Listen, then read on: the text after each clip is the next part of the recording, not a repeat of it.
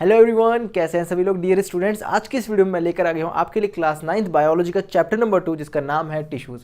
ये चैप्टर अपने आप में बहुत ज़्यादा इंपॉर्टेंट है। हमने इससे पहले सेल वाला चैप्टर पढ़ा था, the fundamental unit of life, उसे हमने कंप्लीट कर लिया है। अगर आपने वो वाला वीडियो नहीं देखा तो इस वीडियो के डिस्क्रिप्शन में जाकर चेक कीजिए, प्लेलिस्ट में आपको वीडियो मिल जाएगा। वैसे आज के इस वीडियो में हम इस चैप्टर को स्टार्ट करेंगे और हम पढ़ने वाले प्लांट टिश्यूज़ के बारे में। और प्लांट टिश्यूज़ के बारे में बेसिकली हम पढ़ेंगे मेरिस्टेमेटिक टिश्यू के बारे में। तो बहुत ज़्यादा इंपॉर्टेंट ये वीडियो होने वाला है। मैं चाहता हूँ कि आप अपने इधर उधर का डिस्ट्रैक्शन कट कर लें, पूरा फोकस इस वीडियो के ऊपर बना लें। चलिए guys, without wasting any time इस वीडियो को स्टार्ट करते हैं।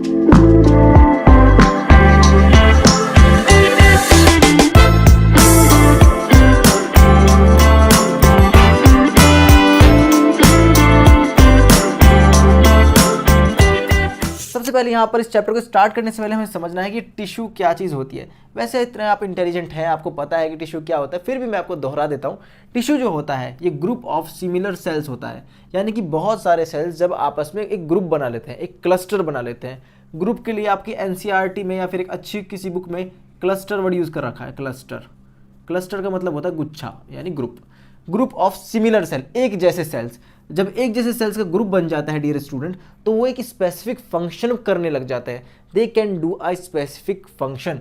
सो ये जो स्पेसिफिक फंक्शन है, इसकी वजह से हम उसे क्या बोलते हैं, टिश्यू। टिश्यू का खास बात क्या है, टिश्यू को खास क्यों माना जा रहा है, टिश्यू के बारे में हम बात क्यों कर रहे हैं। देखो मेरी बात ध्यान से सुनो, हम पढ़ रहे हैं बायोलॉजी। अब बायोलॉजी जो है बच्चों, सेल से मिलकर बनी है, मतलब सेल से ही स्टार्टिंग हुई है। तो सेल्स ने क्या करा, सेल से ग्रुप बना लिया। ग्रुप बनाकर वो एक अलग इकट्ठा एक फंक्शन कर रहे हैं, स्पेसिफिक फंक्शन कर रहे हैं।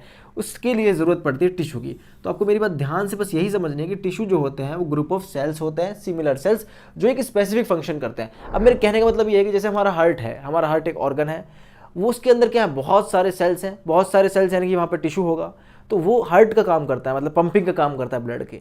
वहीं पर अगर हम लंग्स के सेल्स को देखें, लंग्स का टिश्यू देखें, वो अलग काम करता है। किडनी का टिश्यू देखें, वो अलग काम करता है, क्योंकि सबके सेल्स अलग अलग हैं, सबके जो टिश्यूज़ हैं वो भी अलग अलग हो गए। मेरी बात समझ आई, इसलिए सबके फंक्शन अलग अलग है, इसलिए यहाँ पर स्पेसिफिक फंक्शन बोला। स्पेसिफिक मतलब कुछ खास फंक्शन, ठीक है, क्लियर हो गया होगा।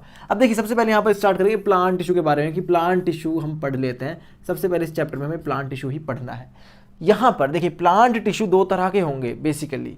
सबसे बड़ा मतलब इनका जो क्लासिफिकेशन है, अगर हम इनका वर्गीकरण करें तो दो तरह के होंगे, एक होगा मेरिस्टेमेटिक और एक होगा परमानेंट।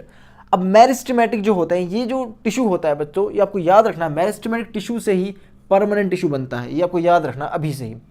अब मेरिस्टेमेटिक टिश्यू में कौन कौन से टिश्यू आएंगे, क्या क्या होगा, मैं आपको बता देता हूँ।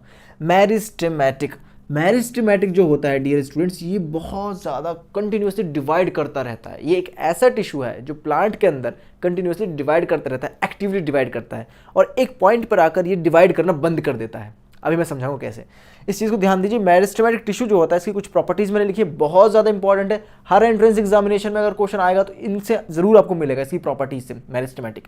ध्यान से देखिए, सबसे पहले देखिए इसकी जो सेल्स होते हैं, मेरिस्टेमेटिक टिश्यू के जो सेल्स होते हैं वो कैसे होते हैं, अनडिफ्रेंशिएटेड होते हैं। यानी कि वो बिल्कुल ऐसा है कि देखो, अनडिफ्रेंशिएटेड। डिफ्रेंशिएटेड का मतलब ये होता है कि वो चीज़ें फिक्स हो चुकी है। अब कहने का मतलब ये है कि जैसे मान लो ये मेरे पास मार्कर है बच्चों, ध्यान से मेरा एग्जांपल समझना, मैं क्या समझाना चाहता हूँ। ये मार्कर है, स्टार्टिंग में क्या था, एक प्लास्टिक था, जस्ट एक प्लास्टिक था, उसको पिघलाया गया होगा। अब वो प्लास्टिक जो है अनडिफ्रेंशिएटेड है, लेकिन जैसे उस प्लास्टिक को मशीन वगैरह में डाला तो एक पर्टिकुलर हमने एक स्ट्रक्चर बना दिया, ये मार्कर बन गया। समझ आई मेरी बात। यानी कि सबसे जो इसका लोवेस्ट स्ट्रक्चर होता है, जिसमें कुछ फिक्स नहीं होता कि ये कुछ भी बनाया जा सकता है, वो प्लास्टिक पिघला हुआ था फैक्ट्री में, उससे हो सकता है बकेट बना दिया, उससे हो सकता है कोई वॉशिंग का कोई सब्सटेंस बना दिया, उससे हो सकता है कोई ब्रश बना दी। समझ रही मेरी बात। तो इस तरीके की चीज़ें वहाँ से बन सकती हैं, लेकिन हमने यहाँ पर मार्कर बना दिया। अब कहने का मतलब ये है कि वो स्टार्टिंग में कैसा था, अनडिफ्रेंशिएटेड, मतलब जिसको किसी भी चीज़ में बदला जा सके, इसे बोलते हैं अनडिफ्रेंशिएटेड। यानी कि देखो यहाँ पर जो मेरिस्टेमेटिक टिश्यू के सेल्स होंगे वो कैसे होंगे, अनडिफ्रेंशिएटेड। एक बात क्लियर है। और वो कैसे होंगे, सभी किसी सेम टाइप के होंगे, एक जैसे होंगे। क्लियर। अब यहाँ पर देखिए second point, very actively dividing cells. जो मेरिस्टेमेटिक टिश्यू के सेल्स होते हैं वो लगातार डिवाइड कर रहे होते हैं, एक्टिवली डिवाइड कर रहे होते हैं। इसके अलावा इनकी जो सेल होती है, क्योंकि देखो ये प्लांट सेल है ना, ये प्लांट टिश्यू के बारे में बात कर रहे हैं, तो प्लांट टिश्यू के अंदर प्लांट सेल्स होंगी। तो जो प्लांट सेल्स हैं, इनकी जो सेलुलोज की लेयर होगी या फिर जो इनकी सेल वॉल होगी बच्चों, इनकी जो सेल वॉल होगी प्लांट सेल के, सेल वॉल जो होगी कौन से केस में, मेरिस्टेमेटिक टिश्यू के अंदर जो प्लांट सेल्स आएंगी उनकी जो सेल वॉल होगी डियर स्टूडेंट्स, उनकी सेल वॉल कैसी होगी, थिन होगी। कैसी होगी, बहुत पतली सी होगी, थिन होगी, आपको याद रखना है। और इनका जो साइटोप्लाज्म होगा इन सेल्स का, वो डेंस होगा, बहुत घना साइटोप्लाज्म होगा, मतलब कि साइटोप्लाज्म का अमाउंट बहुत ज़्यादा होगा। उसके बाद यहाँ पर देखिए लार्ज न्यूक्लियस होगा। न्यूक्लियस कैसा होगा? लार्ज। तीन चीज़ें हैं, थिन सेलुलोज की लेयर होगी, यानी जो उसकी सेल वॉल है वो थिन होगी। उसके अलावा यहाँ पर साइटोप्लाज्म डेंस होगा, ठीक है। उसके बाद इसका न्यूक्लियस जो है इन सेल्स का कैसा होगा? डेंस होगा, यानी प्रोमिनेंट होगा, यानी लार्ज होगा। न्यूक्लियस कैसा होगा? लार्ज होगा। ये आपको पता होना चाहिए मेरिस्टेमेटिक टिश्यू के केस में। इसके अलावा यहाँ पर आता है गाइज परमानेंट टिश्यू। अब देखिए आपने मेरिस्टेमेटिक टिश्यू तो समझ लेगी कैसे क्या होता है, इसकी सेल्स की जो कैरेक्टरिस्टिक होती है वो आपको समझ आ चुकी है। देखो लर्न करने का इसमें है, ऐसा नहीं कि हर चीज़ समझी जाती है, कभी कभी लर्न करना पड़ता है। जैसे मैथ के फॉर्मूला हम लर्न करते हैं, उनको अप्लाई करते हैं तो हमें वो समझ आते हैं, तो उसी तरीके से यहाँ पर आपको समझना है, थोड़ा लर्न भी करना पड़ेगा। इसके अलावा मेरिस्टेमेटिक टिश्यू में एक छोटी चीज़ ये थी कि इसके अंदर जो वैक्यूल होता है, वैक्यूल जो होते हैं वो एब्सेंट होते हैं।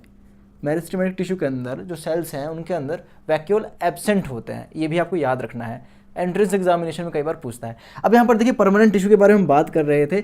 इसका जो टिश्यू होता है परमानेंट टिश्यू, ये किससे बनता है? मैंने बताया था कि मेरिस्टेमेटिक टिश्यू के फॉर्मेशन से बनता है। कहने का मतलब ये कि मेरिस्टेमेटिक टिश्यू जो होता है जब वो डिफ्रेंशिएट हो जाता है, जब वो कंप्लीटली डिफ्रेंशिएट हो जाता है तो वो परमानेंट टिश्यू बना लेता है। अब यहाँ पर देखिए सबसे पहले आता है formed due to meristematic tissue. Meristematic tissue जब डिफ्रेंशिएट हो जाता है या फिर परमानेंट ग्रो हो जाता है, कौन? मेरिस्टेमेटिक टिश्यू जब कंप्लीटली ग्रो हो जाता है, कंप्लीटली अपना स्ट्रक्चर अटेन कर लेता है। मेरे कहने का मतलब सिंपल सा ये है कि मेरिस्टेमेटिक टिश्यू सिर्फ एक हद तक ग्रो करेगा, उसके बाद वो परमानेंट टिश्यू में कन्वर्ट हो जाएगा, बस ये आपको समझना है। अब यहाँ पर देखिए सेल्स, यहाँ पर जो सेल्स का टाइप होगा वो डिफरेंट टाइप का होगा, सेल का साइज जो है वो लार्ज होगा, ये चीज़ आपको पता होनी। तो इन दोनों के बीच में डिफरेंसेस आपको समझ आ रहे होंगे। इसका जो सबसे इंपॉर्टेंट डिफरेंस है वो है डिफरेंशिएटेड सेल्स यहाँ पर प्रेजेंट होंगे, डिफरेंशिएटेड सेल्स प्रेजेंट होंगे किसके केस में? परमानेंट टिश्यू के केस में।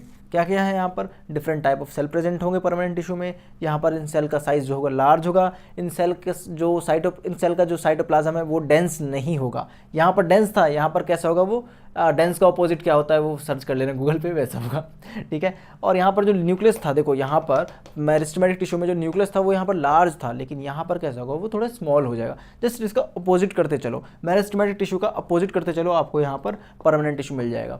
यहाँ पर एक इंपॉर्टेंट चीज़ ये है कि डिफरेंशिएटेड सेल्स। अभी डिफरेंशिएटेड सेल्स का मतलब ये है कि कंप्लीटली ग्रो हो चुके हैं ये सेल्स, अब ये अपना अलग फंक्शन करेंगे, ठीक है। यहाँ मेरिस्टेमेटिक टिश्यू का जो मेन फंक्शन होता है वो होता है ग्रोथ का, ये आपको याद रखना है। मेरिस्टेमेटिक टिश्यू का जो मेन फंक्शन होता है वो होता है ग्रोथ का, ठीक है। अब यहाँ पर देखिए सबसे पहले मेरिस्टेमेटिक टिश्यू का जो हमें पता होना चाहिए कि इसका जो टाइप है डियर स्टूडेंट्स वो कितने तरह का होता है? 3 तरह के ही होते हैं मेरिस्टेमेटिक टिश्यू।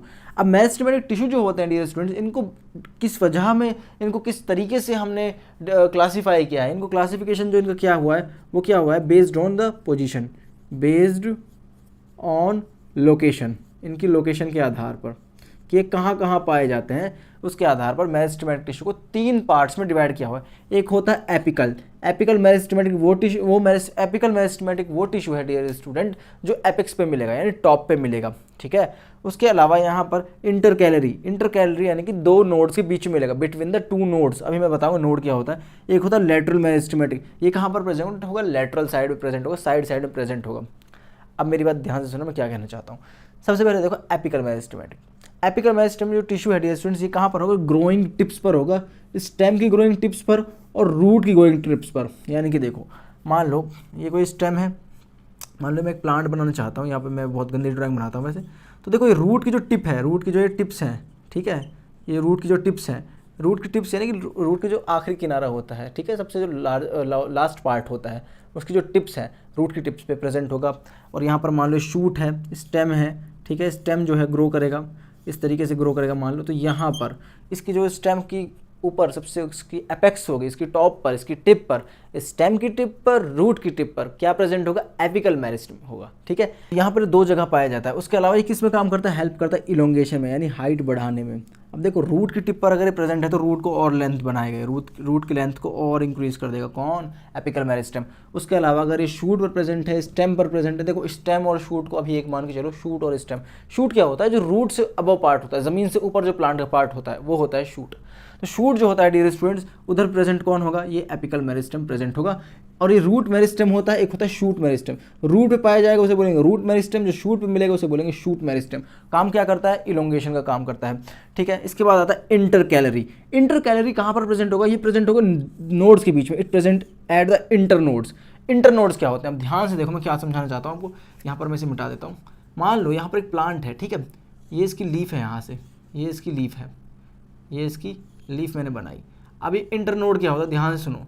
देखो ये जो पॉइंट है इस लीफ का और ये जो पॉइंट है इस लीफ का, इन दोनों के बीच का जो डिस्टेंस है, इन दोनों के बीच का जो डिस्टेंस है डियर स्टूडेंट्स, इसे बोलते हैं इंटरनोड। क्या बोलते हैं, इंटरनोड। अब देखो ये नोड क्या होता है, बच्चे कंफ्यूज होते हैं, नोड क्या होता है। नोड जो होता है बच्चों, वो जहाँ से लीफ बनती है, जिस जगह से लीफ बॉर्न होती है, पैदा होती है, उस पॉइंट को बोलते हैं नोड। ये पॉइंट क्या है बच्चों, नोड।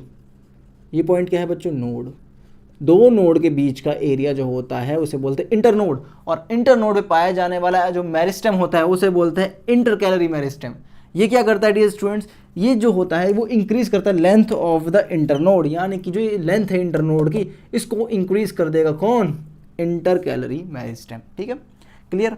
अब यहाँ पर थर्ड आता है लेटरल मेरिस्टेम। ये क्या करता है, ये प्रेजेंट होगा बेस पर, मतलब कि लेटरल साइड पर, इधर इधर।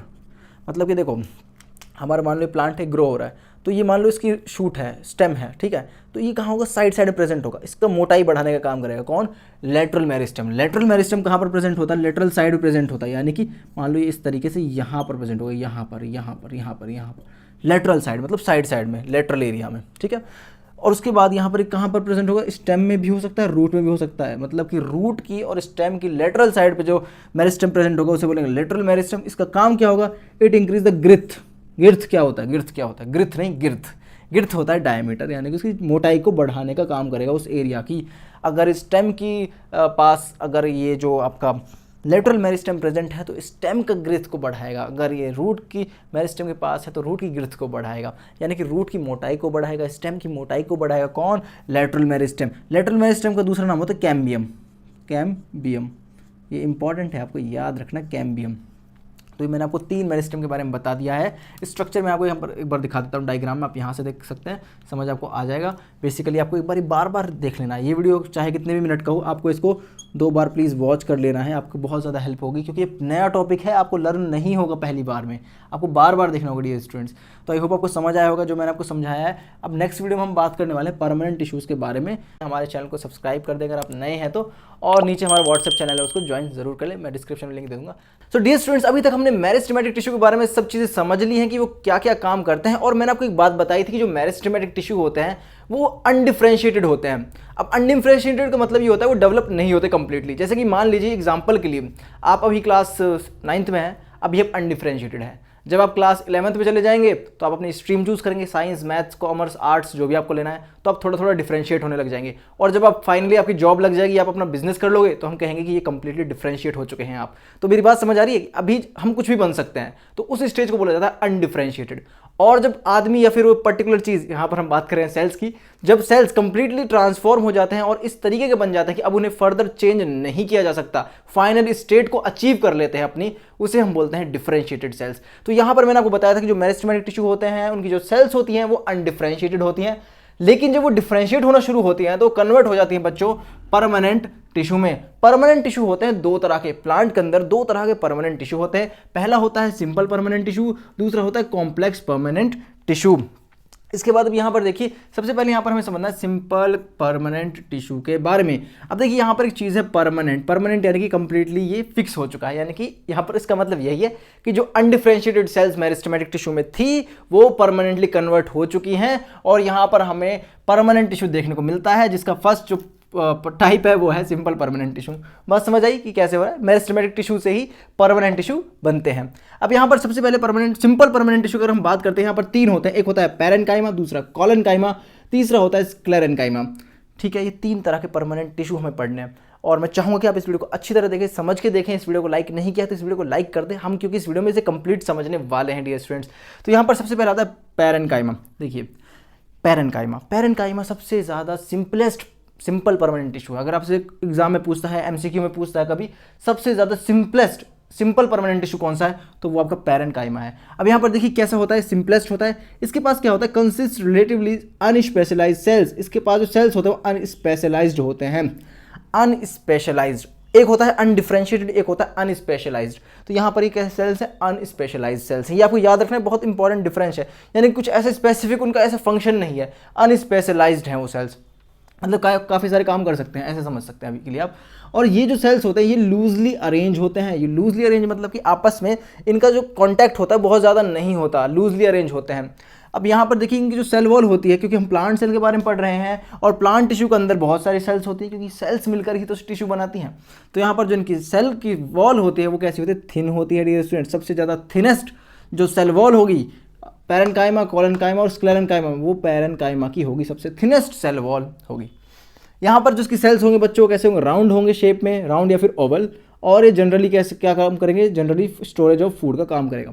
तो ये आपको पता होना चाहिए। यहाँ पर मैंने बताया लूजली अरेंज है, यानी कि यहाँ पर जो ये इनके बीच का इंटरसेलुलर स्पेस है, इंट्रासेलुलर जो स्पेस है, कौन सा स्पेस, इंट्रासेलुलर जो स्पेस है, देखो ये मैंने बनाया परमानेंट टिश्यू, ये मैंने बनाया पैरेन्काइमा। यहाँ पर इनके बीच में जो ये स्पेस आपको दिख रहा है ये बहुत ज़्यादा है। एक्चुअली में सेल के बीच में इतना स्पेस होता नहीं है, लेकिन यहाँ पर ये बहुत ज़्यादा स्पेस है, तो इसे बोलते हैं इंट्रासेलुलर, यानी सेल्स के बीच में जो स्पेस होता है उसे बोलते हैं इंट्रासेलुलर स्पेस। और पैरेन्काइमा के केस में इंट्रासेलुलर स्पेस बहुत ज़्यादा होता है। अब यहाँ पर एक छोटी चीज़ आपको याद रखनी, कभी कभी जो पैरेन्काइमा होता है उसमें क्लोरोफिल प्रेजेंट होता है, और क्लोरोफिल प्रेजेंट होने की वजह से ये जो पैरेन्काइमा है स्पेशलाइज बन जाता है और ये फंक्शन कर पाता है फोटोसिंथेसिस का, और इस तरीके के कन्वर्टेड और इस तरीके के हम बोल सकते हैं कि मॉडिफाइड पैरेन्काइमा को, इस तरीके के मॉडिफाइड पैरेन्काइमा को बोला जाता है क्लोरेन्काइमा। क्या बोला जाता है, क्लोरेन्काइमा, because it has chlorophyll in it. Chlorophyll होने की वजह से इसका जो नाम है वो पैरेन्काइमा से क्या बन जाएगा, क्लोरेन्काइमा। उसके बाद कभी कभी क्या होता है, जो एक्वाटिक प्लांट्स होते हैं डियर स्टूडेंट्स, उनमें प्रेजेंट होता है एरेन्काइमा। अब ये एरेन्काइमा क्या करता है, एरेन्काइमा भी इसी तरीके से पैरेन्काइमा जो होता है, इसके जो सेल्स होती हैं उनके अंदर बहुत ज़्यादा लार्ज कैविटीज़ डेवलप हो जाते हैं। क्या डेवलप हो जाते हैं, लार्ज कैविटी, यानी कि इन सेल के अंदर कहीं ना कहीं और ज़्यादा स्पेस डेवलप हो जाता है, कैविटीज़, ठीक है, इन सेल्स के अंदर। और जब इन सेल्स के अंदर खाली स्पेस होगा उसकी वजह से क्या होगा, फ्लोटिंग में हेल्प होगी, मतलब तैरने में हेल्प होगी। तो ये क्या काम करेगा, for floating of the aquatic plants. अब एक्वाटिक प्लांट से ही समझ जाइए ना कि एक्वाटिक प्लांट जो होते हैं उनको क्या ज़रूरत होती है बच्चों, उनको ज़रूरत होती है पानी के ऊपर तैरने की, फ्लोट करने की। तो यहाँ पर इसके लिए कौन हेल्प करता है, एरेन्काइमा। एरेन्काइमा किसका मॉडिफिकेशन है, पैरेन्काइमा का। क्लोरेन्काइमा किसका मॉडिफिकेशन है, पैरेन्काइमा का। पैरेन्काइमा क्या काम करता है, जनरली स्टोरेज ऑफ फूड करता है और इस तरीके के फंक्शन भी कर देता है। अब यहाँ पर देखिए नेक्स्ट आता है कोलेन्काइमा। कोलेन्काइमा क्या करता है, ये आपको याद रखना है कि कोलेन्काइमा के जो सेल्स होते हैं हल्के से इलोंगेटेड होते हैं, हल्के से इलोंगेटेड होते हैं, इरेगुलरली थिकन्ड होते हैं एट कॉर्नर्स। देखो ये मैंने बनाया कोलेन्काइमा, कोलेन्काइमा के जो सेल्स है कुछ इस तरीके के होते हैं, इलोंगेटेड, ठीक है, और इसके जो कोने होते हैं यहाँ पर इरेगुलर थिकनिंग होगी, इनकी जो सेल वॉल होगी वो हल्की सी मोटी होगी, मोर थिक होगी। पैरेन्काइमा कंपेरिजन में इसकी सेल वॉल ज़्यादा थिक होगी। और यहाँ पर जो आप देख सकते हैं कि इसकी जो कोने हैं, कॉर्नर्स है, यहाँ पर इरेगुलर थिकनिंग, मतलब कोनों पर ज़्यादा थिकनिंग है, यहाँ बीच में साइड में नहीं है, ओनली यहाँ पर इसके कॉर्नर्स पे है, तो इसीलिए हम इसे बोल रहे हैं इरेगुलरली थिकन्ड सेल वॉल्स यहाँ पर होती हैं। अब यहाँ पर देखिए क्या होता है, इनके बीच के जो इंटरसेलुलर स्पेस होता है, आपस में सेल्स के बीच में जो स्पेस होता है वो बहुत कम होता है। यहाँ इंटरसेलुलर स्पेस जो होता है कोलेन्काइमा में वो कैसा होता है, कम होता है, ठीक है। और एक काम क्या करती है कोलेन्काइमा, कोलेन्काइमा के जो सेल्स होते हैं डियर स्टूडेंट्स, या फिर कोलेन्काइमा जो टिश्यू होता है, ये फ्लेक्सिबिलिटी प्रोवाइड कराता है प्लांट को। अगर आपसे क्वेश्चन में पूछता है कि प्लांट को फ्लेक्सिबिलिटी कौन प्रोवाइड कराता है, आपको बताना है कोलेन्काइमा। यानी कि अगर हम सिंपल समझे तो ये जो हेल्प करता है वो करता है मैकेनिकल सपोर्ट में। इसे क्या बोला जाता है, मैकेनिकल सपोर्ट, यानी कि उसको एक तरीके से विद स्टैंड करने में, उसको ऐसे ही खड़ा रखने में, उसको मजबूती देने में काम कौन करता है, कोलेन्काइमा करता है। ओहो मुझे बहुत पसीना आ रहा है क्योंकि पंखा मैं चला नहीं सकता, बहुत शोर होगा, और लाइट जा चुकी है, कोई बात नहीं। एग्जाम्पल देखते हैं कोलेन्काइमा के, कई बार पूछ लेता है। टेंड्रिल्स जो होती हैं क्लाइंबर्स की, क्लाइंबर्स आपने देखे होंगे, जो जैसे कि वाटरमेलन हो गया, उसके जो आप बोल सकते हैं कि उसके अंदर कुछ इस तरीके का स्ट्रक्चर होता है ना, इस तरीके का, समझ पा रहे हैं। यहाँ पर मैं फोटो दिखा दूँ। यहाँ पर मैं आपको बता रहा था कि कोलेन्काइमा जो होता है वो टेंड्रिल्स में प्रेजेंट होता है डियर स्टूडेंट। देखिए टेंड्रिल्स के अलावा जो स्टेम्स होते हैं और ब्रांचेज होते हैं, या जहाँ कभी भी प्लांट्स को जरूरत पड़ेगी फ्लेक्सिबिलिटी की, तो वहाँ पर जो टिश्यू प्रेजेंट होगा वो कोलेन्काइमा में प्रेजेंट होगा। अब यहाँ पर इसके कुछ डायग्राम आप देख लीजिए। यहाँ इसका न्यूक्लियस प्रेजेंट होता है, ठीक है, इधर इसकी सेल वॉल प्रेजेंट होती है, इस तरीके से यहाँ पर सेल वॉल है। इसके जो कोने होते हैं सेल वॉल के, वहाँ पर थिकन्ड आप देख सकते हैं कि थोड़ा सा थिकनिंग हो रखी है, मतलब कि यहाँ पर इसके कोने हैं वहाँ पर थिकनिंग है सेल वॉल की। और यहाँ पर एक और इंपॉर्टेंट चीज़ है, इसके पास वैक्यूल प्रेजेंट होता है बड़े साइज़ का। पैरेन्काइमा के पास बड़े साइज़ का वैक्यूल प्रेजेंट नहीं होता, लेकिन यहाँ पर जो कोलेन्काइमा होता है इसके पास बड़े साइज़ का वैक्यूल प्रेजेंट होता है। इनके बीच के इंटरसेलुलर स्पेस कम होता है, मैंने आपको बता दिया ऑलरेडी। तो कुछ बेसिक डिफरेंसेस भी आपको खुद से समझ लेने हैं। ये देखो बहुत अलग अलग है दोनों, तो डिफरेंसेस तो अपना समझ आई गई होंगे, बट कोई बात नहीं, आप पढ़ेंगे तो क्लियर हो जाएगा। लेकिन एक चीज़ मैं आपको इंपॉर्टेंट बता देता हूँ, देखिए पैरेन्काइमा और कोलेन्काइमा दोनों लिविंग टिश्यूज़ हैं। कैसे लिविंग हैं, और जो स्क्लेरेन्काइमा जिसके बारे में हम पढ़ने वाले हैं, ये जो है बच्चों डेड टिश्यू है, ठीक है। तो आई होप आपको थोड़ा सा बेसिक क्लियर हो गया होगा, जो मैंने आपको बताना चाहता था वो क्लियर करा दिया। अब हम पढ़ लेते हैं स्क्लेरेन्काइमा के बारे में। यहाँ तक अगर आपको कोई डाउट है तो मुझे प्लीज़ कमेंट सेक्शन में पूछ लीजिए, मैं आपको बता दूंगा। चलिए गाइस हम आगे बढ़ते हैं। चलिए गाइस हम आगे बढ़ते हैं और पढ़ लेते हैं स्क्लेरेन्काइमा के बारे में। ये हमारा थर्ड टाइप का सिंपल परमानेंट टिश्यू है स्क्लेरेन्काइमा। ध्यान से देखना, बड़ा इंपॉर्टेंट है। स्क्लेरन काइमा के बारे में आपको एक चीज़ ये इंपॉर्टेंट याद रखनी है कि इसके जो सेल्स होते हैं डियर स्टूडेंट्स, वो कैसे होते हैं, डेड होते हैं। यानी कि इसके अंदर जितनी भी सेल्स होंगे, देखिए मैंने आपको बताया था कि जो टिश्यू होता है वो सेल से मिलकर बनता है, और जो ये सेल्स होती हैं यही इनकी प्रॉपर्टीज़ को डिफाइन करती हैं। इसीलिए हम इस चैप्टर में टिश्यू का नाम लेके उनके सेल्स के बारे में पढ़ते हैं कि वो पर्टिकुलर टिश्यू कौन कौन से सेल से मिलकर बना है। अभी आपको यहाँ पर थोड़ा शोर आ रहा होगा, ये इसलिए आ रहा है क्योंकि कमरे में बहुत ज़्यादा हीट हो जाती है और उसकी वजह से कैमरा बंद हो जाता है, मुझे भी पसीना आ जाता है, तो मजबूरी में मुझे चलाना पड़ रहा है, आज एडजस्ट कर लो। सो यहाँ पर आपने पढ़ा है, सो यहाँ पर आपने इस चीज़ समझ ली होगी इसके जो सेल्स होते हैं डियर स्टूडेंट्स वो कैसे होते हैं, डेड होते हैं।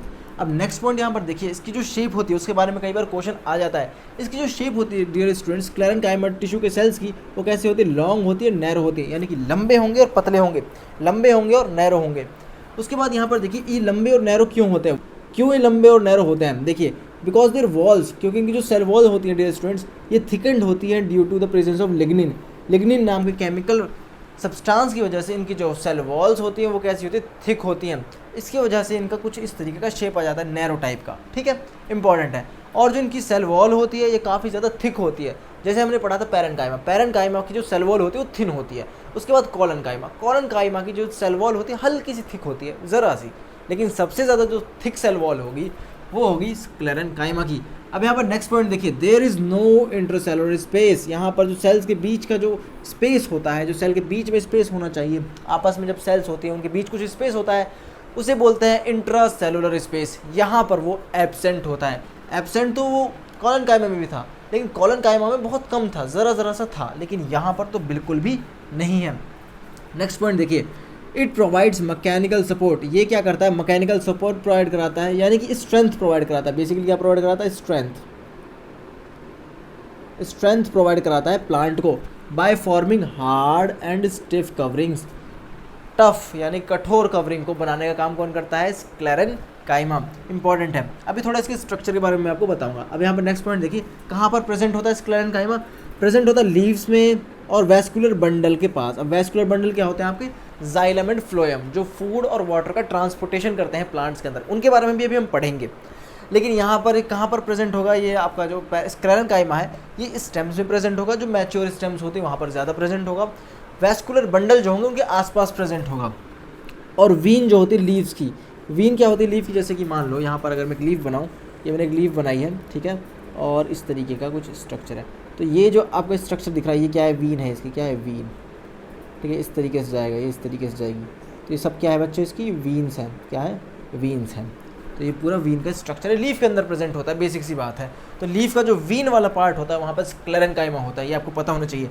और कहाँ पर होता है, हार्ड कवरिंग, जैसे कि सीड्स की जो हार्ड कवरिंग होती है और नट्स की जो हार्ड कवरिंग होती है, वहाँ पर कौन प्रेजेंट होगा, स्क्लेरेनकाइमा। एग्जाम्पल लिए आपसे बोल सकते हैं नट। अब नट क्या हो सकता है एग्जाम्पल के लिए, जैसे कि आप होता है ना, वो क्या बोलते हैं उसको, अखरोट। अखरोट का जो बाहर का कवरिंग होता है वो स्क्लेरेनकाइमा से बनता है। कोकोनट का जो हस्क होता है, कोकोनट का जो बाहर का कवरिंग होता है वो भी स्क्लेरेनकाइमा का बनता है। तो ये कुछ इंपॉर्टेंट चीज़ें मैंने आपको बताई, ये बहुत ज़्यादा इंपॉर्टेंट है, एंट्रेंस एग्जामिनेशन में पूछता है, स्कूल से पूछता है, हर जगह पूछा जाता है इससे क्वेश्चन। अब यहाँ पर देखिए, ये तो है इसके ट्रांसवर्स सेक्शन, कैसा है, ट्रांसवर्स सेक्शन किसका, स्क्लेरेनकाइमा का। ये है इसका बच्चों लॉन्गिट्यूडनल। अब लॉन्गिट्यूडनल और ट्रांसवर्सल में क्या फ़र्क होता है मैं बताता हूँ। देखिए लॉन्गिट्यूडनल क्या होता है, ट्रांसवर्स क्या होता है। ट्रांसवर्स मान लीजिए हमारे पास एक मार्कर है, अगर मैं इस मार्कर में इस तरीके से कट लगाऊँ, इस तरीके से, समझ रहे हैं, मतलब हमारे पास ये स्ट्रक्चर था, इसको ऐसे काट दिया, तो अब हम इसको क्या बोलेंगे, ट्रांसवर्स। यानी कि ट्रांसवर्स में क्या होता है, हमारे पास कुछ ऐसा स्ट्रक्चर होता है, उसको हम यहाँ से काट देते हैं, ठीक है। यहाँ से काटने के बाद उसका ये वाला पार्ट हम पढ़ते हैं, इसको बोलते हैं ट्रांसवर्स सेक्शन। एक होता है लॉन्गिट्यूडनल। लॉन्गिट्यूडनल हम क्या करते हैं, इसमें तो हमने क्या करा था बच्चों, इसको एक सेकेंड, ठीक है, लॉन्गिट्यूडनल हम इसे ऐसे काटते हैं, ठीक है, समझ आइए मेरी बात। लॉन्गिट्यूडनल में उसको लंबा काट देंगे इस तरीके से, ट्रांसवर्स में उसको ऐसे काट देंगे, याद रखना है। तो हमने जब इसका ट्रांसवर्स सेक्शन लिया तो हमें कुछ इस तरीके का स्ट्रक्चर दिखा। यहाँ पर जो इसकी स्क्लेरेनकाइमा की जो सेल वॉल थी वो कैसी थी, थिक थी, और किससे मिलकर बनी थी, लिग्निन से मिलकर बनी थी। किससे मिलकर बनी थी, लिग्निन से। इंपॉर्टेंट है, बहुत ज़्यादा लिग्निन प्रेजेंट होता है कहाँ पर, स्क्लेरेनकाइमा में। सबसे ज़्यादा लिग्निन कहाँ पर प्रेजेंट होता है, स्क्लेरेनकाइमा में। सबसे ज़्यादा थिक सेल वॉल किसकी होती है, स्क्लेरेनकाइमा की। और यहाँ पर जो खाली स्पेस है इसको बोलते हैं ल्यूमन। इस खाली स्पेस को बोलते हैं क्या बच्चों, ल्यूमन क्या होता है बायोलॉजी में, खाली स्पेस। अगर हम इसका लॉन्गिट्यूडनल सेक्शन देखते हैं तो इसके अंदर क्या है, नैरो ल्यूमन है और लिग्निफाइड वॉल है। मतलब देखो क्या था कि हमने क्या करा, एक टिश्यू का पार्ट लिया बच्चों, उसको पहले हमने कैसे काट ली, ट्रांसवर्स काट लिया, उसको स्टडी किया, फिर उसको लॉन्गिट्यूडनल काट लिया। दोनों एक ही चीज़ है, ठीक है, अलग अलग नहीं, एक ही हैं दोनों। तो स्क्लेरेन्काइमा आपको समझ आ गया होगा। इसके बाद हमें पढ़ना है एपिडर्मिस के बारे में। एपिडर्मिस क्या होता है, चलिए गाइस हम एपिडर्मिस को समझ लेते हैं। अगर लेकिन यहाँ पर आपको कोई डाउट है तो मुझे कमेंट सेक्शन में बताइए, मैं आपको एक्सप्लेन कर दूंगा। चलिए गाइस हम आगे बढ़ते हैं। चलिए गाइस हम आगे बढ़ते हैं और पढ़ लेते हैं एपिडर्मिस के बारे में। यहाँ पर एपिडर्मिस जो होता है डियर स्टूडेंट्स, ये देखो ध्यान से देखो, एपी और डर्मिस दो वर्ड से मिलकर बना है। एपी का मतलब होता है अबव, यानी कि बाहर की साइड, ऊपरी साइड, और डर्मिस का मतलब होता है लेयर, ठीक है। जैसे आपने सुना होगा जो स्किन का डॉक्टर होता है उसे बोलते हैं डर्मेटोलॉजिस्ट, तो यहाँ यहीं से आया है वर्ड, ठीक है, डर्मिस से ही आया है। तो एपी मतलब बाहर की साइड, डर्मिस मतलब लेयर। तो ये क्या होती है एपिडर्मिस, अगर हम बात करते हैं प्लांट्स के केस में, तो epidermis is the outer most protective layer. Plants के केस में आउटर मोस्ट प्रोटेक्टिव जो लेयर होती है उसका नाम होता है एपिडर्मिस। कहाँ पर प्रेजेंट होती है, प्लांट के पार्ट पर प्रेजेंट होती है, और एक किस चीज़ से मिलकर बनी होती है, सिंगल लेयर ऑफ सेल, एक ही लेयर ऑफ सेल से मिलकर बनी हुई होती है, ठीक है। It is made up of single layer of cell. देखिए कंफ्यूज मत हो जाना कि एपिडर्मिस जो है कोई टिश्यू है, एपिडर्मिस टिश्यू नहीं है, ये क्या है कि लेयर है सेल्स की, उससे मिलकर बनी है, ठीक है। अब यहाँ पर आगे देखते हैं कि इसका स्ट्रक्चर मैंने यहाँ पर बनाया हुआ है। इधर मैंने बीच में स्टोमेटा भी आपको दिखाया हुआ है पूरे, तो मैं आपको समझाऊंगा कि किस तरीके से स्ट्रक्चर का मीनिंग है, कैसे ये स्ट्रक्चर आपको एग्जाम में बना के आना है। अब देखिए यहाँ पर second point, thicker in plants eight dry habitat, यानी कि ऐसे प्लांट्स जो ड्राई हैबिटेट में रहते हैं, जहाँ पर सूखा पड़ा रहता है, जहाँ पर पानी की कमी होती है, वहाँ पर जो है एपिडर्मिस की लेयर है डियर स्टूडेंट्स, वो कैसी होती है, थिकर होती है, ये आपको याद रखना है। और जो एपिडर्मिस के सेल्स होते हैं, aerial parts of the plant, यानी ऐसे पार्ट्स प्लांट के जो हवा के कांटेक्ट में रहते हैं। एरियल मतलब होता है जो हवा के कांटेक्ट में हो, तो प्लांट के ऐसे पार्ट जो हवा के कांटेक्ट में रहते हैं, कौन कौन से होते हैं, ज़्यादातर लीव्स वगैरह होती हैं। तो वहाँ पर क्या होता है, वो एक सीक्रेट करते हैं, वैक्सी लेयर को सीक्रेट करते हैं। क्या करते हैं कि वैक्सी लेयर को सीक्रेट करते हैं, और वो कैसी होती है, वाटर रेसिस्टेंट लेयर होती है, यानी पानी को अपने ऊपर जमने नहीं देती, ठीक है। अब यहाँ पर नेक्स्ट पॉइंट देखिए, it protect from loss of water, पानी के लॉस से बचाती है कौन, एपिडर्मिस। उसके अलावा मैकेनिकल इंजरी, यानी प्लांट को कहीं चोट ना लग जाए, उसके लिए भी कौन रिस्पॉन्सिबल होता है, बचाने के लिए, उसको प्रोटेक्ट करने के लिए एपिडर्मिस। और यहाँ पर कोई पैरासाइटिक फंगी जो है वो इन्वेजन ना करे। इन्वेजन यानी कि कोई फंगाई जो है वो प्लांट के सेल को अटैक ना करे, प्लांट के पार्ट्स को अटैक ना करे, क्योंकि वहाँ पर अगर पार्ट्स को अटैक कर दिया तो प्लांट तो खराब हो जाएगा ना। तो उसको प्रोटेक्ट करने के लिए कौन हेल्प करता है, epidermis, because it is the protective layer, it is the outer most protective layer. यहाँ पर एक इंपॉर्टेंट चीज़ है, जो इंटरसेलुलर स्पेस होता है वो कैसा होता है, यहाँ पर एब्सेंट होता है। Intercellular space is absent. जो ये आपके एपिडर्मिस के सेल्स हैं वो इस तरीके से अरेंज होते हैं कि उनके बीच में कोई भी स्पेस नहीं होता।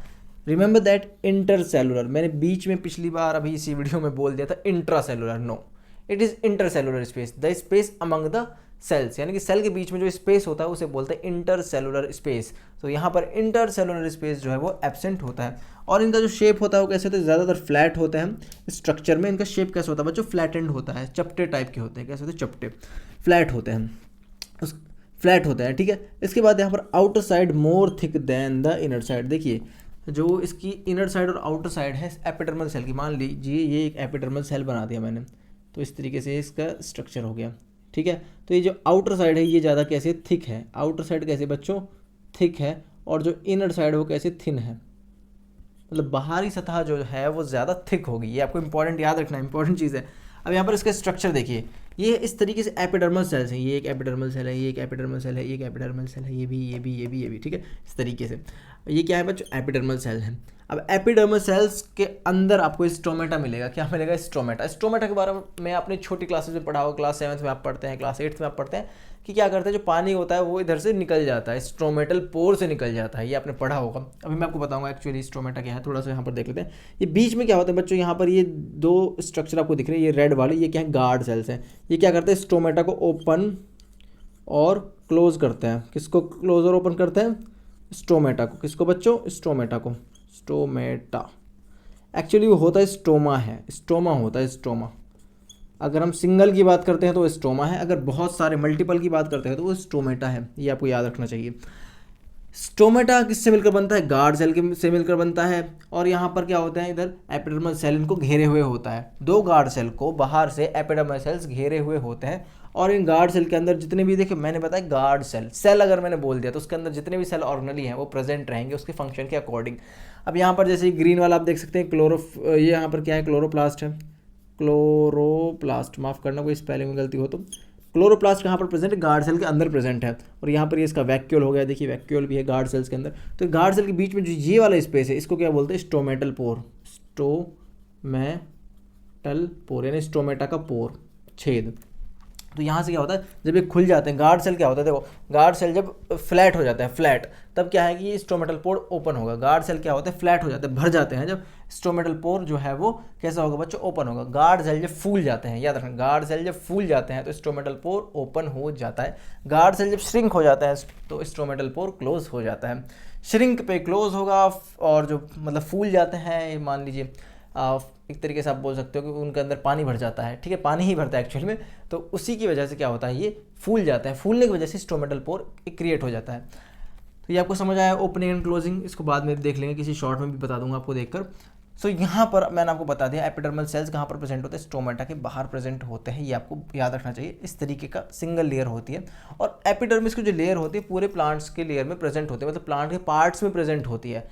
कहाँ पर एब्सेंट होती है, अब देखो यहाँ पर जब स्टोमेटल पोर आ गया तो इस एरिया में एब्सेंट होगी, नहीं तो ज़्यादातर प्रेजेंट होती है कौन, ये एपिडर्मल लेयर यानी एपिडर्मिस, ठीक है। तो ये इंपॉर्टेंट चीज़ें थी, मैंने आपको बतानी थी, आप प्लीज़ इन्हें नोट डाउन कर लो, बहुत ज़्यादा हेल्पफुल है आपके लिए, एग्जाम में आ सकता है, कहीं भी पूछा जा सकता है। स्टोमेटा के बारे में आपको मैं शॉर्ट में भी बता दूंगा, शॉर्ट वीडियो बना देंगे कोई, उसमें भी समझा देंगे। तो चलिए गाइस अब हम आगे बढ़ते हैं और पढ़ लेते हैं कुछ लेयर, जैसे क्यूटिन हो गया, लिग्निन हो गया, इनके बारे में पढ़ लेते हैं। चलिए गाइस हम आगे बढ़ते हैं। चलिए गाइस हम आगे बढ़ते हैं और पढ़ लेते हैं क्यूटिन एंड स्यूबरिन के बारे में। इसके अलावा हम यहाँ पर पढ़ेंगे कॉर्क के बारे में। देखिए बहुत इंपॉर्टेंट है, कई बार टीचर इसे स्किप करा देता है, मुझे पता है यहाँ से कई बार क्वेश्चन नहीं बनता क्लासेस में, बट आपको पता होना चाहिए क्योंकि यहाँ पर जो क्यूटिन एंड स्यूबरिन है, इधर से आपको एंट्रेंस एग्जामिनेशन में क्वेश्चन देखने को कई बार मिल जाते हैं। अब देखिए यहाँ पर सबसे पहले हमें समझना है कि जो एपिडर्मल सेल्स होते हैं डियर स्टूडेंट्स, ये अगर रूट्स में प्रेजेंट हैं तो इनका अलग फंक्शन होता है, ये वहाँ पर लॉन्ग हेयर जैसा स्ट्रक्चर पजेस करते हैं, यानी कि जो रूट होता है वहाँ पर एपिडर्मल सेल प्रेजेंट होते हैं, और उनका जो शेप होता है वो कैसा होता है, लॉन्ग हेयर, यानी लॉन्ग हेयर ही होते हैं basically, these are the long hairs. बहुत सारे एपिडर्मल सेल मिलकर वहाँ पर लॉन्ग हेयर बना लेते हैं, और उनका काम होता है वाटर एब्जॉर्प्शन। आप ये प्लीज़ एक बार याद कर लेना, बहुत इंपॉर्टेंट है, इसे 2-3 बार पढ़ लीजिए, समझ आ जाएगा मैं क्या कह रहा हूँ। यहाँ पर जो रूट में एपिडर्मल सेल्स होते हैं उनका जो स्ट्रक्चर होता है, उनकी जो बनावट होती है वो लॉन्ग हेयर वाली होती है, मतलब वो लॉन्ग हेयर होते हैं बेसिकली। ये लॉन्ग हेयर जो होते हैं क्या करते हैं, सरफेस एरिया बढ़ा देते हैं, जिससे वाटर का एब्जॉर्प्शन पॉसिबल हो पाता है रूट्स में, ये इंपॉर्टेंट चीज़ थी, ठीक है। अब देखिए यहाँ पर क्यूटिन, क्यूटिन किससे मिलकर बनता है, किसकी हेल्प से बनता है, इसे सीक्रेट किया जाता है एपिडर्मल सेल्स के थ्रू, ये एक इंपॉर्टेंट चीज़ है। एपिडर्मल सेल्स क्यूटिन बनाती है। क्यूटिन क्या होता है, एक केमिकल सब्सटेंस होता है, ये कहाँ पर मिलता है, डिजर्ट प्लांट्स में मिलता है। ये कहाँ पर मिलता है, ज़्यादातर डेजर्ट प्लांट्स में मिलता है, डेजर्ट वाले रेगिस्तानी प्लांट्स में मिलता है, ठीक है, एक चीज़ ये हो गई। अब क्यूटिन जो है इसकी जो कवरिंग है वो कैसी, वैक्सी है। वैक्स समझते हैं, वैक्स कैसा होता है, जिसके ऊपर पानी टिक नहीं सकता, इसीलिए इसको बोलते हैं वाटर प्रूफ। वैक्स आप समझते हैं ना, मोम जो होता है, वैक्सी कवरिंग क्या है आपकी, क्यूटिन है। कौन बनाता है, एपिडर्मल सेल्स। कहाँ मिलते हैं, डेजर्ट प्लांट्स में। क्या करता है, वाटर प्रूफ होता है, पानी का लॉस जो होता है उसे कम कर देता है, कौन, क्यूटिन। और इसका जो केमिकल कॉम्पोजिशन है, मतलब केमिकली ये क्या है, प्रोटीन है, कार्बोहाइड्रेट है, क्या चीज़ है केमिकली, केमिकली आपको पता होना चाहिए, these are fatty acids, chemically these are fatty acids, ठीक है, फैटी एसिड्स होती हैं कौन, क्यूटिन। अब ये फैटी एसिड क्या होता है इसके बारे में अभी मत जानिए, कोई बात नहीं, आपको आगे कभी बता देंगे जब आप हायर क्लासेस में जाएंगे। अभी आप यही याद रखिए, ये इसका केमिकल कॉम्पोजिशन है, फैटी एसिड्स, ठीक है। अब सेकंड आता है स्यूबरिन। फर्स्ट था हमारा क्यूटिन, सेकंड आ गया हमारा स्यूबरिन। स्यूबरिन देखिए ये क्या होता है, ये इम्परवियस होता है गैस के लिए एज वेल एज वाटर के लिए। पानी को और गैस को ये पास नहीं होने देता, किसके थ्रू, प्लांट की स्टेम के थ्रू। उसके अलावा ये पैथोजन से भी बचाता है प्लांट को, प्रोटेक्शन अगेंस्ट पैथोजन, कौन बच्चों, स्यूबरिन। ये चीज़ें हो गई। स्यूबरिन जो होता है डियर स्टूडेंट्स, ये कहाँ पर प्रेजेंट होता है, it is present in the cell wall of cork cell. Cork की जो सेल्स होती है, कॉर्क क्या होता है, देखिए आपने देखा होगा जो प्लांट होता है जब वो बड़ा होता है तो उसके अंदर क्या होता है, देखिए अभी मैं बताऊंगा कि प्रोटेक्टिव टिश्यू होता है एक, उसे बोलते हैं कॉर्क। अभी ये याद रखिए, प्रोटेक्टिव टिश्यू होता है उसे बोलते हैं कॉर्क। जब प्लांट बड़ा होने लगता है धीरे धीरे तो वहाँ पर कॉर्क बन जाता है। कॉर्क क्या करता है, उसको प्रोटेक्ट करने का काम करता है, ठीक है। कॉर्क मतलब थोड़ा आउटर एरिया प्लांट का, थोड़ा बाहरी जो उसकी लेयर होती है उसे कॉर्क बोलते हैं। अब यहाँ पर देखिए, मैं आपको यहाँ पर फोटो दिखा दूंगा, आपको समझ आ जाएगा कॉर्क किस तरीके का होता है।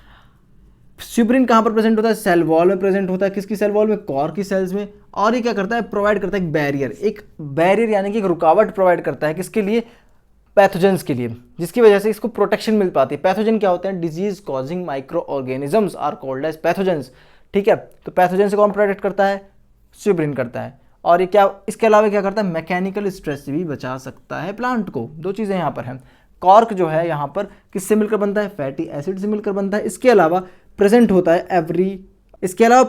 है एवरी प्लांट हैव कॉर्क, मतलब जिस प्लांट के पास भी कॉर्क होगा उसके पास स्यूब्रिन होगा। यानी स्यूब्रिन हर उस प्लांट में देखा जाएगा जिसके पास कॉर्क प्रेजेंट होगा, क्योंकि कॉर्क के अंदर क्या होते हैं? यहाँ पर एपिडर्मल सेल्स होते हैं बेसिकली। यहाँ पर एक इंपॉर्टेंट चीज़ आपको ये याद रखनी है कि एपिडर्मल सेल से ही स्यूब्रिन सिक्रीट होती है, लेकिन ये जाकर डिपॉजिट होती है कॉर्क सेल्स के बीच में। ठीक है, मतलब कॉर्क सेल्स के बीच में स्यूब्रिन डिपॉजिट होती है, बस उसको सीक्रेट करने वाला एपिडर्मल सेल्स ही होते हैं। ओके, अब कॉर्क जो होता है बच्चों, ये कैसे मिलकर बनता है? डेड सेल से मिलकर बनता है। एक चीज़ तो ये हो गई। और ये कैसा होता है? कॉर्क प्रोटेक्टिव टिश्यू होता है। अभी हम कॉर्क के बारे में बात कर रहे हैं। ठीक है, अब देखिए यहाँ पर क्या होता है? A strip of secondary meristem is present in the cortex. Cortex region जो होता है मेरिस्टेम का, सेकेंडरी मेरिस्टेम, यानी एक तो था प्राइमरी मेरिस्टेम, वो जब ग्रो हो जाता है तो बनता है सेकेंडरी मेरिस्टेम। तो सेकेंडरी मेरिस्टेम के अंदर प्रेजेंट होता है कॉर्टेक्स। ये कॉर्टेक्स वाला जो पार्ट है डियर स्टूडेंट्स, ये फर्दर कन्वर्ट हो जाता है। जो ये स्ट्रिप वाला पार्ट है ना, ये सेकेंडरी मेरिस्टेम का, ये जो कॉर्टेक्स के अंदर प्रेजेंट था, देखिए क्या हो रहा था? सेकेंडरी मेरिस्टेम जो है ये कॉर्टेक्स के अंदर प्रेजेंट है। अब ये जो है फर्दर बनाती है किसको? कॉर्क को बनाती है। ठीक है, किसको बनाती है? कॉर्क को बनाती है, इस प्रोटेक्टिव टिश्यू को बना देती है। कौन बना रहा है बच्चों? सेकेंडरी मेरिस्टेम जो प्रेजेंट है कॉर्टेक्स के अंदर। कॉर्टेक्स एक स्पेशल रीजन होता है मेरिस्टेम के अंदर। ठीक है, अब यहाँ पर जो सेल्स होते हैं उनके बीच में जीरो इंटर स्पेस होता है, इंटरसेलुलर स्पेस जीरो होता है, यानी कि जो कॉर्क की सेल्स है उनके बीच में कोई भी स्पेस प्रेजेंट नहीं होता। ये इंपॉर्टेंट चीज़ें मुझे आपको बतानी थी। आपको ये याद रखना है, क्यूटिन जो है वैक्सी लेयर है, इसको एपिडर्मल सेल सीक्रेट करते हैं। स्यूब्रिन जो है प्रेजेंट होती है cell wall of cork cell. Cork cell की सेल वॉल में कौन प्रेजेंट होता है? स्यूब्रिन प्रेजेंट होता है। और कॉर्क की जो सेल्स होती है डियर स्टूडेंट, वो डेड सेल्स होती हैं, प्रोटेक्टिव टिश्यू होता है ये। और इसके अलावा कैसे बनता है ये कॉर्क? कैसे बनता है? स्ट्रिप होती है सेकेंडरी मेरिस्टेम की। स्ट्रिप देखिए, इस तरीके की स्ट्रिप मान लीजिए, स्ट्रिप समझते हैं ना, स्ट्रिप इस तरीके की स्ट्रिप है। ये कहाँ पर प्रेजेंट होगी? कॉर्टेक्स में प्रेजेंट होगी। किसके कॉर्टेक्स में? सेकेंडरी मेरिस्टेम के कॉर्टेक्स में प्रेजेंट है। अब ये फर्दर किसको बनाएगी? ये फर्दर बना देगी आपके कॉर्क वाले स्ट्रक्चर को। ऐसे होता है, समझ गई बात? तो ये इंपॉर्टेंट चीज़ें मुझे आपको बतानी थी, बहुत इंपॉर्टेंट यहाँ पर मैंने आपको चीज़ें बता दी हैं, क्योंकि आपके एंट्रेंस एग्जामिनेशन में पूछता है, बेसिकली पूछेगा कि कैसे बनती है स्यूब्रिन? फैटी एसिड से बनती है। ये भी कैसे बनती है? फैटी एसिड से बनती है। स्यूब्रिन और इसमें बेसिक डिफरेंस क्या है? ये इम्परवियस होते हैं गैस और वाटर के लिए, ये ज़्यादातर वाटर प्रूफ होता है। कौन? क्यूटिन। उसके अलावा ये कॉर्क से बनता है कौन? स्यूब्रिन। और क्यूटिन जो है ये एपिडर्मल सेल से बनता है अक्सर। और कॉर्क जो है, क्यूटिन जो है वो ज़्यादातर डेजर्ट प्लांट्स में देखने को मिलेगा, जबकि स्यूब्रिन जो है डियर स्टूडेंट्स ये हमेशा उस हर प्लांट में मिलेगा जहाँ पर कॉर्क प्रेजेंट है। ठीक है, तो बेसिक इन दोनों के बीच में डिफरेंस मैंने आपको बता दिया। आई होप आपको बेसिक क्लियर हो गया होगा इसका। इसके बाद हमें पढ़ना है कॉम्प्लेक्स परमानेंट टिश्यू। चलेगा, जब हम आगे बढ़ते हैं, मुझे पसीना आ रहा है, मैं पंखा चलाने वाला हूँ, तो क्योंकि एक बार में मुझे चक्कर आ गए तो मैं डॉक्टर को दिखाने गया था, बोले थे कि ज़्यादा गर्मी से ये हो रहा है तो पंखा चलेगा। ठीक है, तो मैं चाहता हूँ कि थोड़ा सा नॉइज़ आप टॉलरेट करने की कोशिश करें। चलेगा, जब हम आगे बढ़ते हैं। चलिए गाइस, हम आगे बढ़ते हैं और पढ़ लेते हैं कॉम्प्लेक्स परमानेंट टिश्यू के बारे में। अभी तक हमने पढ़ा था मेरिस्टेमेटिक टिश्यू के बारे में, जो 3 तरीके का था। कौन कौन सा था? Apical meristematic, lateral meristematic and intercalary meristematic. उसके बाद दूसरे टाइप का टिश्यू होता है परमानेंट टिश्यू। अब परमानेंट टिश्यू भी 2 तरीके का था, एक था सिंपल परमानेंट टिश्यू, एक था complex permanent tissue. Simple permanent tissue में हमने पैरेन्काइमा, कोलेनकाइमा एंड स्क्लेरेन्काइमा के बारे में पढ़ा था। और परमानेंट कॉम्प्लेक्स परमानेंट टिश्यू के अंदर हमें पढ़ना है बच्चों जाइलम एंड फ्लोएम के बारे में। अब ये जाइलम और फ्लोएम के बारे में आपने बचपन से पढ़ा है, लेकिन क्लास 9th में चीज़ें थोड़ी एडवांस हो जाती हैं, इसको समझना बहुत ज़्यादा ज़रूरी है। और यहाँ से हमेशा कोई हार्ड क्वेश्चन बनता है, इजी क्वेश्चन नहीं बनता। यहाँ से किसी भी एंट्रेंस एग्जामिनेशन को अगर आप देंगे तो यहाँ से हमेशा इजी क्वेश्चन नहीं बनेगा, हार्ड क्वेश्चन बनेगा। हार्ड यानी कि यहाँ चीज़ें बहुत डिटेल्स के साथ आपको पढ़नी चाहिए। और इतनी गारंटी मैं आपको देता हूँ इस वीडियो में, यहाँ इस चीज़ को देखने के बाद आपके एग्ज़ाम में, स्कूल के एग्ज़ाम में आप फुल मार्क्स लेने वाले हो और आपके एंट्रेंस एग्जामिनेशन में आप फुल मार्क्स देने वाले हो। इसके अलावा आपका जो बेस है वो बहुत मजबूत हो जाएगा। अगर आप क्लास 11th में यहाँ पर पढ़ते हैं, मतलब ये वाली चीज़ें मैं आपको पढ़ा रहा हूँ, ये आपको बहुत काम आएंगी आगे। तो थोड़ी मैंने ज़्यादा बात कर ली, कोई बात नहीं, चलिए समझते हैं। सबसे पहले देखिए कॉम्प्लेक्स परमानेंट टिश्यू। अब देखिए यहाँ पर आप चीज़ का मीनिंग समझिए, कॉम्प्लेक्स क्या होता है भैया? ये कॉम्प्लेक्स एक ऐसी चीज़ होती है जहाँ पर एक से ज़्यादा कॉन्स्टिट्यूएंट प्रेजेंट होते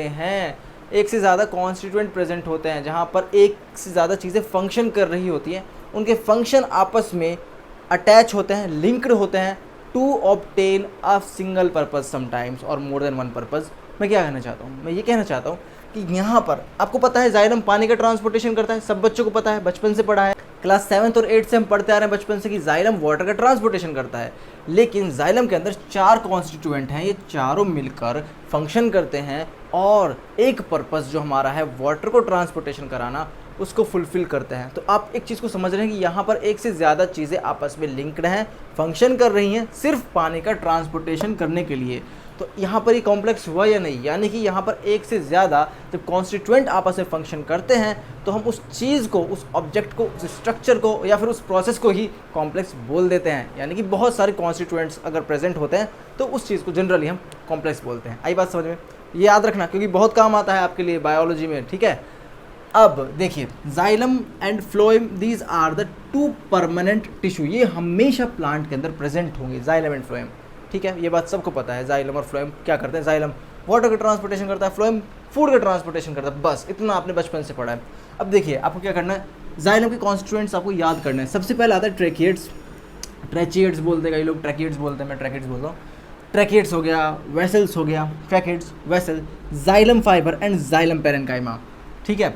अब ये आपको 4 नाम आपको अभी लर्न करने, मैं आपको करा देता हूँ। देखिए ट्रैकिएट्स, ट्रैकिएट्स क्या होता है, देखिए ट्रैकिएट्स एंड वेसल्स ये दोनों साथ मिलकर फंक्शन करते हैं, ये आपको याद रखना है। क्वेश्चन पूछ सकता है which one of the 2 following of the xylem complex permanent tissue work together to bring a single function, यानी कि कौन सा इनमें से ऐसा है जो दोनों मिलकर काम करते हैं। यहाँ पर ट्रैकिएट्स और वेसल्स दोनों मिलकर काम करते हैं। क्यों मिलकर काम करते हैं, कैसे करते हैं, देखिए ट्रैकिएट और वेसल आपस में अटैच होते हैं। यहाँ पर ट्यूबुलर स्ट्रक्चर जो है, ये दोनों के दोनों, जनरली ट्रैकिएट और वेसल्स को ट्यूबुलर स्ट्रक्चर कंसिडर किया जाता है, ज़्यादा ट्रैकिएट्स को किया जाता है tubular structure and tube like structure, ठीक है। Tracheids are the tube like structure, vessels are also sometimes tube like structures, ये दोनों ट्यूब लाइक स्ट्रक्चर होते हैं।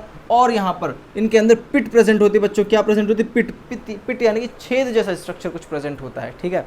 ये आपको याद रखना है, ट्यूबुलर स्ट्रक्चर होता है, छेद जैसा स्ट्रक्चर होता है। क्या करता है, ये दोनों मिलकर आपस में अटैच होते हैं और ये वाटर एंड मिनरल्स का ट्रांसपोर्टेशन करते हैं, वाटर एंड मिनरल्स का ट्रांसपोर्टेशन करते हैं। कैसे करते हैं, वर्टिकली करते हैं। कैसे करते हैं, वर्टिकली करते हैं। और वाटर का ट्रांसपोर्टेशन जो होता है बच्चों, वो यहाँ पर यूनिडायरेक्शनल होता है। कैसा होता है, यूनिडायरेक्शनल, यूनिडायरेक्शनल, कैसा होता है, यूनिडायरेक्शनल, यूनिडायरेक्शनल वाटर का ट्रांसपोर्टेशन होता है। कोई टीचर आपको नहीं बताएगा, मैं आपको बता रहा हूँ, बहुत इंपॉर्टेंट है। मतलब एक जगह से ही जाएगा ट्रांसपोर्टेशन, यूनिडायरेक्शनल मतलब एक ही डायरेक्शन में। फॉर एग्जांपल यहाँ पर ये प्लांट है, ये बड़ा सा पेड़ बना दिया मैंने, आप समझना, यहाँ पर मैंने इसकी रूट बना दी, मुझे पता मेरी ड्राइंग बहुत घटिया है, ये रूट मैंने बना दी, रफ डायग्राम। अब देखिए वाटर कहाँ से लेता है, प्लांट रूट के थ्रू लेता है ज़मीन से, तो पानी जाएगा रूट से ऊपर जाएगा, ऊपर जाएगा, ऊपर जाएगा, ऊपर जाएगा और ऊपर जाएगा, लीव्स में जाएगा और ऊपर जाएगा प्लांट्स में। मतलब रूट से लेकर ऊपर लीव्स तक, रूट से ऊपर जाएगा लीव तक, ये इसकी यूनिडायरेक्शनल है। वर्टिकली जा रहा है, वर्टिकल यानी इस तरीके से जा रहा है, ये हमेशा एक ही डायरेक्शन मूव करेगा। कौन, वाटर। किसकी वजह से कर रहा है बच्चों, किसकी वजह से ट्रांसपोर्टेशन हो पा रहा है वाटर का, ट्रैकिएट्स एंड वेसल्स की वजह से। ट्रैकिएट वेसल स्टार्टिंग में लिविंग होते हैं, दे आर लिविंग, जी रहे होते हैं, नए नए जब पैदा होते हैं, नए नए जब बनते हैं, लेकिन कुछ टाइम बाद ये डेड हो जाते हैं। ये आपको याद रखना है, कुछ टाइम बाद ये डेड हो जाते हैं। यूनिडायरेक्शनल फ्लो कराते हैं वाटर का, ट्यूबुलर स्ट्रक्चर होते हैं दोनों, पिट दोनों में प्रेजेंट होती है, ट्रांसपोर्ट करता है वाटर का एंड मिनरल का। कौन, ट्रैकिएट एंड वेसल किसके अंदर है, ये जाइलम के अंदर है, ठीक है। और इसके अलावा आता है जाइलम फाइबर्स, ये क्या करता है, सपोर्टिव इन फंक्शन, यानी कि स्ट्रक्चर को स्ट्रेंथ देता है। जो स्ट्रक्चर यानी कि जो प्लांट है उसके अंदर जो सपोर्टिव, उसको स्ट्रेंथ देने के लिए, मैकेनिकल स्ट्रेंथ देने के लिए ज़रूरी होता है यहाँ पर जाइलम फाइबर्स। जाइलम फाइबर को हम कई बार जाइलम स्क्लेरेन्काइमा भी बोल देते हैं, जाइलम स्क्लेरेन्काइमा, ये याद रखना है आपको। जाइलम फाइबर को कभी कभी जाइलम स्क्लेरेन्काइमा बोल देते हैं। और मैंने आपको बताया था कि स्क्लेरेन्काइमा वाले जितने भी टिश्यू होते हैं उनके अंदर जितनी भी सेल्स होती हैं वो डेड होती हैं। तो जाइलम फाइबर जो है बच्चों कैसे डेड है, कैसे हैं डेड, ये कैसे बच्चों डेड, याद रखना डेड, डी लिख दिया मैंने। ट्रैकिएट्स स्टार्टिंग में लिविंग होते हैं, वेसल्स स्टार्टिंग में लिविंग होते हैं, लेकिन बाद में ये भी डेड हो जाते हैं, ये दोनों भी डेड हो जाते हैं, दोनों के दोनों। अब आता है जाइलम पेरेन्काइमा। मैंने आपको पेरेन्काइमा के बारे में बताया था क्या करता है, स्टोरेज ऑफ फूड, तो यहाँ भी सिमिलर काम करेगा, स्टोरेज ऑफ फूड। अब मेरी बात ध्यान से सुनो, क्या हो रहा है, पानी का ट्रांसपोर्टेशन कराना है, उसके लिए हमें ज़रूरत होगी कुछ पाइप लाइक स्ट्रक्चर्स की, कुछ पाइप लाइक स्ट्रक्चर की। और आपको पता है पाइप कैसा होता है, ट्यूब लाइक होता है, तो हमारे पास ज़रूरत पड़ेगी हमें ट्यूब लाइक स्ट्रक्चर की, वो हमारे ट्रैकेट्स एंड वेसल्स हैं। अब वेसल का थोड़ा ध्यान से सुन लीजिए, जैसे हमारे ब्लड वेसल होते हैं, आर्टरीज और वीन्स होते हैं, वेसल यानी कि पानी का या फिर फ्लूइड का ट्रांसपोर्टेशन करने के लिए क्या ज़रूरत होती है, वेसल्स की। तो इसी तरीके से यहाँ भी वेसल्स प्रेजेंट है। और tracheids and vessels, these are tubular structure having pits in them, helps to transport of water and minerals। ठीक है, और अब क्या है, उसको ज़रूरत पड़ेगी स्ट्रेंथ की, मतलब वो स्ट्रेंथ तो उसमें हो, उसके अंदर मैकेनिकल स्ट्रेंथ हो, वो टूटे ना, कटे पिटे ना, वो मतलब अपनी इंटीग्रिटी मेंटेन करी रखे। ठीक है, उसके लिए ज़रूरत पड़ती है जाइलम फाइबर की। और जाइलम पैरेन्काइमा, इस पूरी प्रोसेस के लिए क्या ज़रूरत होगी, एनर्जी की। एनर्जी कहाँ से मिलती है बच्चों, फूड से मिलती है। तो फूड कौन प्रोवाइड कराता है, स्टोर कौन करता है, जाइलम पैरेन्काइमा। क्लियर। अब देखिए यहाँ पर जाइलम का क्या करता है, जाइलम दो चीज़ों को ट्रांसपोर्टेशन करता है, मैं लिखता चलता हूँ। वाटर, वाटर कैसे करता है, यूनिडायरेक्शनल में। ठीक है, एंड मिनरल्स, मिनरल्स वाटर करता है यूनिडायरेक्शनल। ठीक है, अब देखिए यहाँ पर आपको क्या करना है, अभी आपको 4 नाम कमेंट में लिखने हैं, tracheids, vessels, xylem fibres and xylem parenchyma. Please in 4 नामों को अभी कमेंट्स में लिख दीजिए, और उसके बाद हम आगे बढ़ते हैं फ्लोएम के ऊपर। आई होप आपने लिख दिया होगा वीडियो पॉज करके। सो नाउ फ्लोएम, फ्लोएम क्या करता है, सबको पता है, ये ट्रांसपोर्टेशन करता है भैया फूड का, ये बचपन से पढ़ते आ रहे हैं, फूड का। अब देखिए फ्लोएम जो है डियर स्टूडेंट्स, ये किसका ट्रांसपोर्टेशन करता है, यहाँ पर मैंने फूड बोल दिया, तो यहाँ पर फूड कौन सा होगा बच्चों, यहाँ पर फूड होगा शुगर्स। कौन सा फूड होगा, शुगर्स। अब इन शुगर्स के बारे में मैं थोड़ा सा आपको बताऊंगा, कोई टीचर आपको नहीं बताएगा, चाहे आप किसी से पढ़ लीजिएगा क्लास 9 के लिए, मैं क्योंकि आपको थोड़ा सा फाउंडेशन लेवल का भी पढ़ा रहा हूँ। तो यहाँ पर देखिए फ्लोएम जो होता है डियर स्टूडेंट्स, ये ट्रांसपोर्टेशन करता है शुगर्स का। फ्लोएम जो है फूड का ट्रांसपोर्टेशन करता है, और यहाँ पर एग्जैक्टली हमारा फूड क्या है, शुगर्स हैं। प्लांट क्या करते हैं, फोटोसिंथेसिस करते हैं, और वहाँ पर क्या बना लेते हैं, ग्लूकोज बनाते हैं बेसिकली, जिसे हम शुगर्स बोलते हैं। ठीक है, तो वही यहाँ पर शुगर है। और शुगर का जो ट्रांसपोर्टेशन है वो लीफ से अदर पार्ट्स में जाता है, यानी यहाँ पर जो इसका ट्रांसपोर्टेशन है वो बाई डायरेक्शनल है। यहाँ पर जो फ्लोएम का ट्रांसपोर्टेशन होता है फूड के लिए, वो कैसे होता है, बाई डायरेक्शनल। कैसे होता है, बाई डायरेक्शनल, बाई डायरेक्शनल यानी एक से ज़्यादा डायरेक्शनल, 2 डायरेक्शनल होता है। फॉर एग्जाम्पल हमने एक लीफ बनाई है, ठीक है, इस लीफ से जो फूड जो है बच्चों, यहाँ पर फूड बनेगा लीफ में। अब ये फूड जो है प्लांट के अदर पार्ट्स में जा सकता है, इसे बोलते हैं बाई डायरेक्शनल, या फिर इसके पास भी आ सकता है। ठीक है, बाई डायरेक्शनल, इधर भी फूड का ट्रांसपोर्टेशन जा रहा है, इधर भी जा रहा है, दोनों डायरेक्शन में जा रहा है, ऊपर भी जा रहा है, नीचे भी जा रहा है, वो भी बाई डायरेक्शनल हो गया। समझ आ गई मेरी बात। अब देखिए ये 4 कॉन्स्टिट्यूएंट से बना है कौन, फ्लोएम, जिसमें सीव ट्यूब्स जो होते हैं डियर स्टूडेंट्स, वो रिजेंबल करते हैं ट्रैकेड एंड वेसल्स वाला फंक्शन। यानी कि ये भी कैसे होते हैं, ट्यूबुलर स्ट्रक्चर होते हैं। क्या होते हैं, ट्यूबुलर स्ट्रक्चर होते हैं। इनकी वॉल्स कैसी होती है, परफोरेटेड वॉल्स होती है। परफोरेटेड वॉल्स कैसे होती है, मैं आपको यहाँ डायग्राम दिखा देता हूँ, समझ जाइएगा कैसी होती है परफोरेटेड वॉल्स। और अब देखिए यहाँ पर इंपॉर्टेंट चीज़ क्या है, मैंने बताया सीव ट्यूब्स ट्यूबुलर स्ट्रक्चर है। यहाँ पर ट्यूबुलर स्ट्रक्चर क्या करा रही थी, transportation of water and mineral. तो यहाँ पर क्या करेगी, फ्लोएम है, फ्लोएम के अंदर क्या होगा, ट्रांसपोर्टेशन ऑफ फूड। क्लियर। तो ट्रांसपोर्टेशन ऑफ फूड किसके थ्रू होगा, सीव ट्यूब के थ्रू।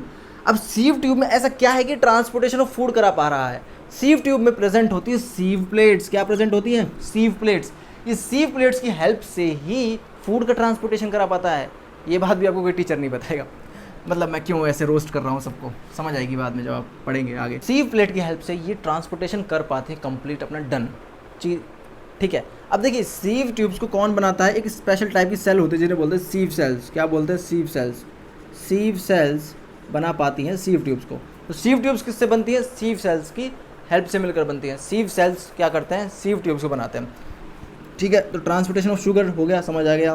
कौन करता है, सीव ट्यूब्स करता है। कैसा स्ट्रक्चर होता है, ट्यूबुलर होता है। कैसी वॉल्स होती है, परफोरेटेड होती हैं। यहाँ पर ट्रैकेट्स एंड वेसल्स की वॉल्स कैसी होती है, थिक होती हैं। कैसी वॉल्स होती है, थिक होती है। थिक वॉल्स होती है किसकी, ट्रैकेट्स एंड वेसल्स की। क्लियर। यहाँ पर कैसी होती है, परफोरेटेड वॉल्स होती हैं। यहाँ पर भी क्वेश्चन बन सकता है, which one of the following have the perforated walls in which complex permanent tissue, आपको बताना है। फ्लोएम के पास होती हैं परफोरेटेड वॉल्स। और किसकी हेल्प से यहाँ पर ट्रांसपोर्टेशन ऑफ फूड हो पा रहा है, सीव ट्यूब की हेल्प से। सीव ट्यूब में से क्या है जिसकी वजह से हो पाता है, सीव प्लेट्स। ये क्लियर, बिल्कुल क्लियर। और यहाँ पर जो शुगर्स हैं डियर स्टूडेंट, इसका नाम है सुक्रोज। सुक्रोज, सुक्रोज एक ऐसा शुगर है जो प्लांट के अंदर मूव करता है एज फूड। ये क्यों, सुक्रोज ही क्यों करता है, क्योंकि ये स्टेबल होता है, रिएक्टिव नहीं होता। स्टेबल यानी कि खराब नहीं होता, आराम से पूरे प्लांट के अंदर घूम सकता है, इसको कोई कुछ नहीं कहता। इसके ऊपर कोई एसिड रिएक्शंस नहीं हो सकती, मतलब रिएक्शन हो जाती है ना, वो नहीं होती। किसके ऊपर, सुक्रोज के ऊपर। इसीलिए सुक्रोज जो है वो पूरे प्लांट में एज अ फूड ट्रांसपोर्ट होता रहता है। ये आपको याद रखना है, ये भी कोई टीचर नहीं बताएगा। उसके बाद देखिए फ्लोएम, फाइबर्स। फ्लोएम फाइबर क्या होते हैं, ये बच्चे सपोर्टिव होते हैं फंक्शन में। यहाँ पर फ्लोएम फाइबर, यहाँ पर जाइलम फाइबर थे, सेम यहाँ पर फ्लोएम फाइबर है, कोई दिक्कत नहीं, सपोर्टिव होते हैं यानी मैकेनिकल स्ट्रेंथ प्रोवाइड कराते हैं। उसके बाद बात आती है फ्लोएम पैरेन्काइमा की। अब फ्लोएम पैरेन्काइमा क्या होता है, देखिए यहाँ पर जाइलम पैरेन्काइमा तो फूड स्टोर कर रहा था, यहाँ पर भी फ्लोएम पैरेन्काइमा ये भी फूड स्टोरेज करेगा। बड़ा सिंपल है, क्योंकि यहाँ पर फोटोसिंथेसिस हो पाती है। तीन चीज़ें समझ आई, सीव ट्यूब्स क्या करेंगी, ट्रांसपोर्टेशन ऑफ फूड करेंगी। फ्लोएम फाइबर क्या करेंगे, मैकेनिकल स्ट्रेंथ प्रोवाइड करेंगे। फ्लोएम पैरेन्काइमा क्या करेगा, ये करेगा स्टोरेज ऑफ फूड। अब आता है कॉम्पेनियन सेल्स।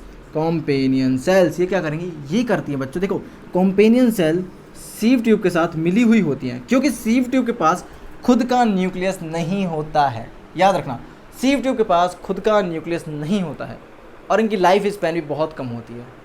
ठीक है, अब इसको न्यूक्लियस चाहिए, इसको चाहिए कि कोई इसे कंट्रोल करे। इसको कौन कंट्रोल करेगा, कॉम्पेनियन सेल कंट्रोल करते हैं सीव ट्यूब्स को। ये भी बात भी कोई टीचर आपको नहीं बताएगा।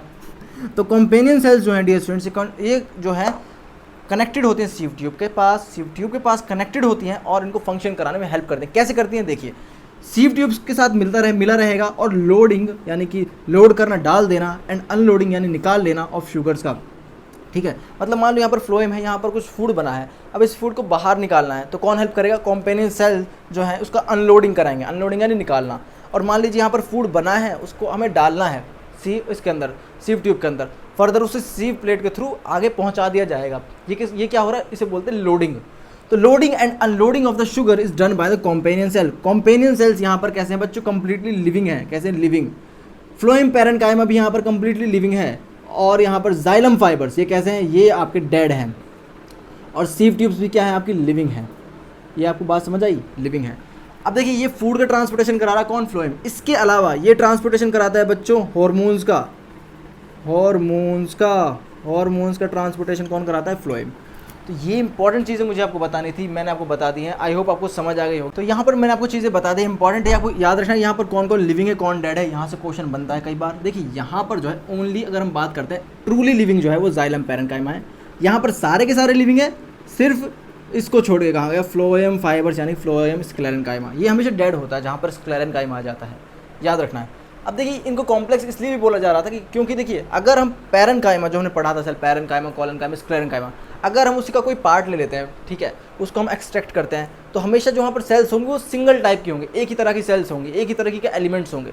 लेकिन अगर हम जाइलम का कोई पार्ट ले लेते हैं, मान लो यहाँ पर एक प्लांट का स्ट्रक्चर मैंने ले लिया, कोई पार्ट ले लिया, इसको कट किया मैंने, इसको माइक्रोस्कोप के अंदर देखा, तो हो सकता है वहाँ पर हमें ट्रैकेट्स दिख जाए, वेसल्स दिख जाए, जाइलम फाइबर्स और जाइलम पैरेन्काइमा ना दिखे, या फिर हो सकता है दोनों दिख जाएँ, हो सकता है ये दोनों दिख जाएँ, हो सकता है तीनों दिख जाएँ, हो सकता है ये तीनों दिख जाएँ। समझ आ रही मेरी बात, कहने का मतलब ये है कि कॉम्प्लेक्स परमानेंट टिश्यू में बहुत सारे कॉन्स्टिट्यूएंट प्रेजेंट होते हैं। सारे के सारे कॉन्स्टिट्यूएंट मैंने आपको बता दिए, थोड़ा डिटेल में मैंने आपको समझा दिया है। आई होप आपको समझ आ गया होगा। फिर भी कोई डाउट है कमेंट से पूछ सकते हैं। बहुत इंपॉर्टेंट वीडियो लेक्चर था, आई होप गाइस आपको समझ आया होगा। यहाँ पर न्यूक्लियस के बारे में अगर हम बात करते हैं, देखिए फ्लोएम फाइबर के पास न्यूक्लियस नहीं होता, सीव ट्यूब के पास न्यूक्लियस नहीं होता, फ्लोएम पैरेन्काइमा के पास न्यूक्लियस होता है, कॉम्पेनियन सेल्स के पास न्यूक्लियस होता है। ये आपको याद रखना है, ठीक है। आई होप गाइस आपको ये क्लियर हो गया होगा। इंपॉर्टेंट चीज़ मुझे जो बतानी थी मैंने आपको बता दी है। थोड़ा मजाक कर रहा था, ऐसा नहीं है हर टीचर अच्छा पढ़ाता है, थोड़ा सा मजाक कर रहा था, थोड़ा सा डिटेल में पढ़ा रहा था, थोड़ा बच्चों को लगे कि सर कुछ अलग से पढ़ा रहे इसलिए ऐसा बोल दिया। ऐसा कोई हेट नहीं है किसी के लिए, सब अपने काम अच्छे से कर रहे हैं। तो गाइस मिलते हैं किसी नेक्स्ट वीडियो में, तब तक के लिए आप अपना ख्याल रखना है। Take care, bye.